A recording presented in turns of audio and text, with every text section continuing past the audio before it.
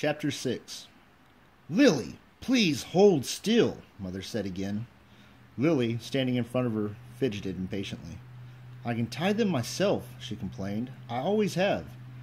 I know that, Mother replied, straightening the hair ribbons on the little girl's braids.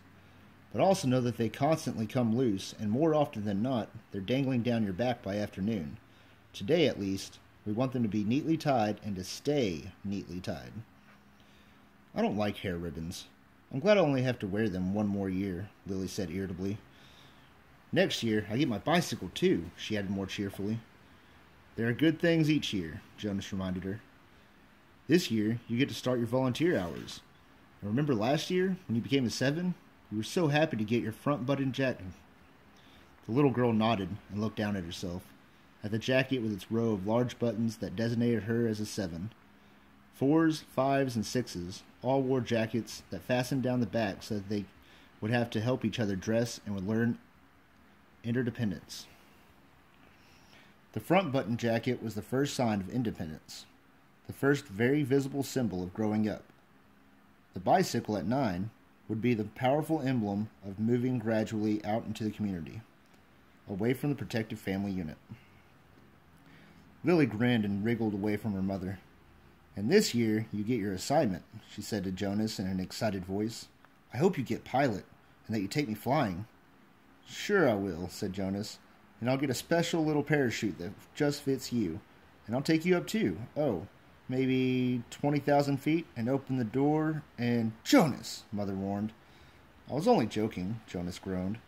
I don't want pilot anyway. If I get pilot, I'll put in an appeal. Come on, Mother said. She gave Lily's ribbon a final tug. Jonas, are you ready? Did you take your pill? I want to get a good seat in the auditorium. She propped Lily to the front door, and Jonas followed. It was a short ride to the auditorium. Lily waving to her friends from her seat on the back of Mother's bicycle, Jonas stowed his bicycle beside Mother's and made his way through the throng to find his people. The entire community attended the ceremony each year. For the parents, it meant 2 days' holiday from work. They sat together in the huge hall. Children sat with their groups until they went one by one to the stage. Father, though, would not join Mother in the audience right away. For the earliest ceremony, the naming, the nurturers brought the new children to the stage. Jonas, from his place in the balcony with the 11s, searched the auditorium for a glimpse of his father. It wasn't at all hard to spot the nurturers. Sectioned at the front, coming from it were the wails and howls of the new children who sat squirming on the nurturers' laps. At every other public ceremony, the audience was silent and attentive. But once a year, they all smiled indulgently at the commotion from the little ones waiting to receive their names and families. Jonas finally caught his father's eye and waved. Father grinned and waved back, then held up his hand of the new child on his lap, making it wave too. It wasn't Gabriel. Gabe was back at the nurturing center today, being cared for by the night crew.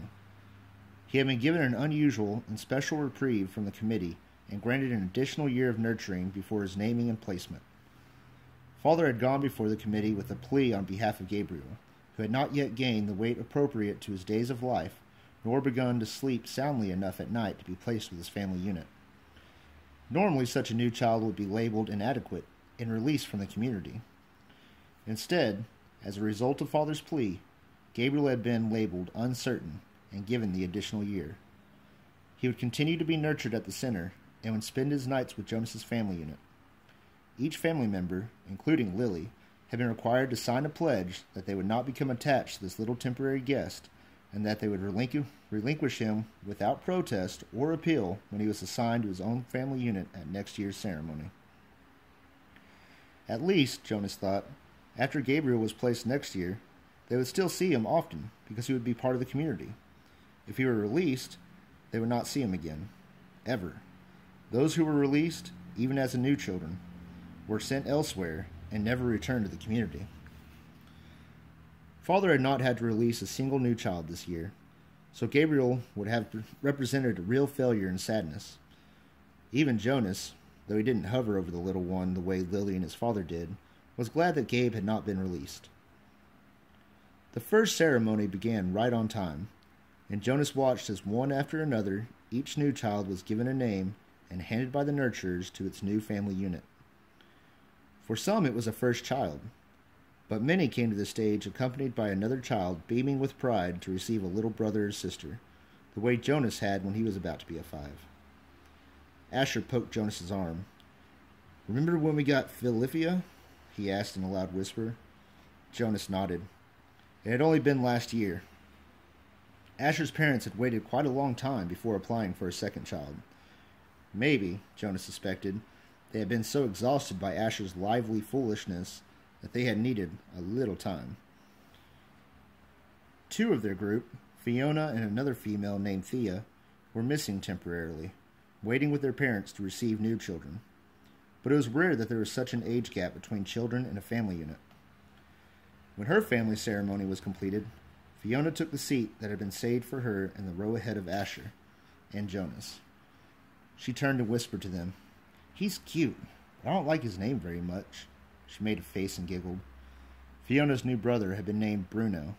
It wasn't a great name, Jonas thought, like Gabriel, for example, but it was okay.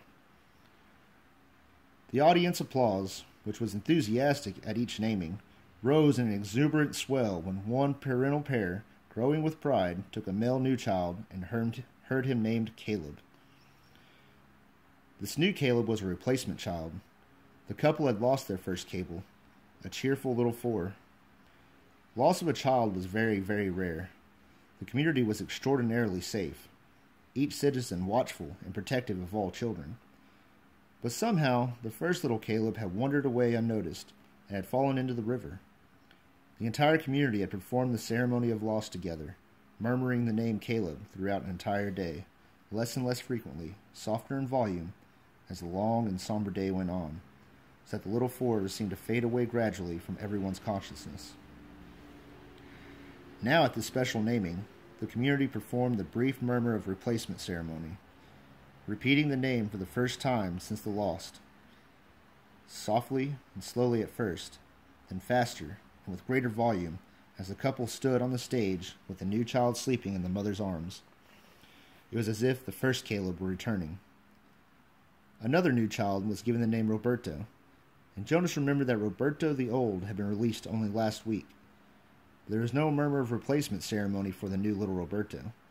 Release was not the same as a loss.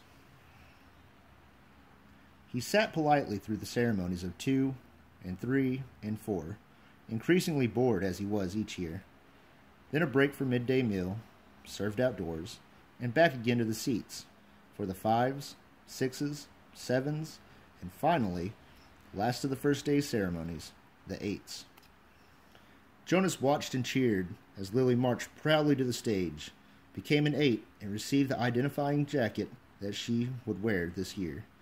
This one with smaller buttons, and for the first time, pockets, indicating that she was mature enough now to keep track of her own small belongings. She stood solemnly listening to the speech of firm instructions on the responsibilities of 8 and doing volunteer hours for the first time. But Jonas could see that Lily, though she seemed attentive, was looking longingly at the row of gleaming bicycles, which would be presented tomorrow morning to the 9s. Next year, Lily Billy, Jonas thought. It was an exhausting day, and even Gabriel, retrieved in his basket from the nurturing center, slept soundly that night. Finally, it was the morning of the ceremony of 12. Now fathers sat beside mother in the audience. Jonas could see them applauding dutifully as the 9s, one by one, wheeled their new bicycles, each with its gleaming name tag attached to the back, from the stage. He knew that his parents cringed a little, as he did, when Fritz, who lived in the dwelling next door to theirs, received his bike and almost immediately bumped in the podium with it. Fritz was a very awkward child, who had been summoned for chastisement again and again. His transgressions were small ones, always. Shoes on the wrong feet, schoolwork misplaced, failure to study adequately for a quiz. But each such error reflected negatively on his parents' guidance and infringed on the community's sense of order and success. Jonas and his family had not been looking forward to Fritz's bicycle, which they realized would probably too often be dropped on the front walk instead of wheeled neatly into its port. Finally, the nines were all resettled in their seats, each having wheeled a bicycle outside where it would be waiting for its owner at the end of the day. Everyone always chuckled and made small jokes when the nines rode home for the first time. "Want me to show you how to ride?" older friends would call. "I know you've been on a bike before," but invariably, the grinning nines, who in technical violation of the rule had been practicing secretly for weeks, would mount and ride off in perfect balance, training wheels never touching the ground. Then the tens. Jonas never found the ceremony of 10 particularly interesting, only time-consuming, as each child's hair was snipped neatly into its distinguishing cut. Females lost their braids at 10, and males too relinquished their long childish hair and took on the more manly, short style, which exposed their ears. Laborers moved quickly to the stage with brooms and swept away the mounds of discarded hair. Jonas could see the parents of the new tens stir and murmur, and he knew that this evening, in many dwellings, they would be snipping and straightening the hastily done haircuts, trimming them into a neater line. 11s, it seemed a short time ago that Jonas had undergone the ceremony of 11, but he remembered that it was not one of the most interesting ones. By 11, one was only waiting to be 12. It was simply a marking of time with no meaningful changes. There was new clothing, different undergarments for the females, whose bodies were beginning to change, and longer trousers for the males, with a specially shaped pocket for the small calculator that they would use this year in school. Those were simply presented in wrapped packages without an accompanying speech. Break for midday meal. Jonas realized he was hungry.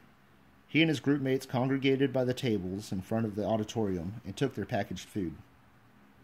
Yesterday there had been a merriment at lunch, a lot of teasing and energy, but today the group stood anxiously, separate from the other children. Jonas watched the new nines gravitate toward their waiting bicycles, each one admiring his or her name tag. He saw the 10 stroking their new shortened hair, the females shaking their heads to feel the unaccustomed lightness without the heavy braids they had worn for so long. "I heard about a guy who was absolutely certain he was going to be assigned engineer," Asher muttered as they ate, "and instead they gave him sanitation laborer. He went out the next day, jumped into the river, swam across, and joined the next community he came to. Nobody ever saw him again." Jonas laughed. "Somebody made that story up, Ash," he said. "My father said he heard that story when he was a 12. But Asher wasn't reassured. He was eyeing the river, where it was visible behind the auditorium. "I can't even swim very well," he said.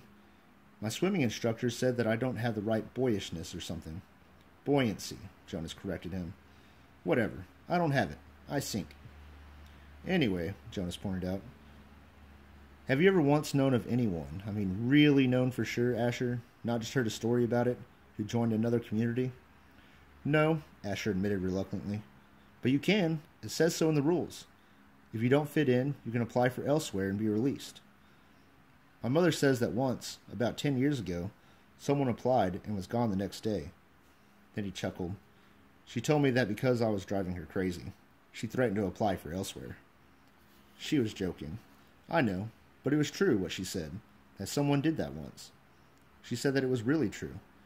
Here today and gone tomorrow, never seen again.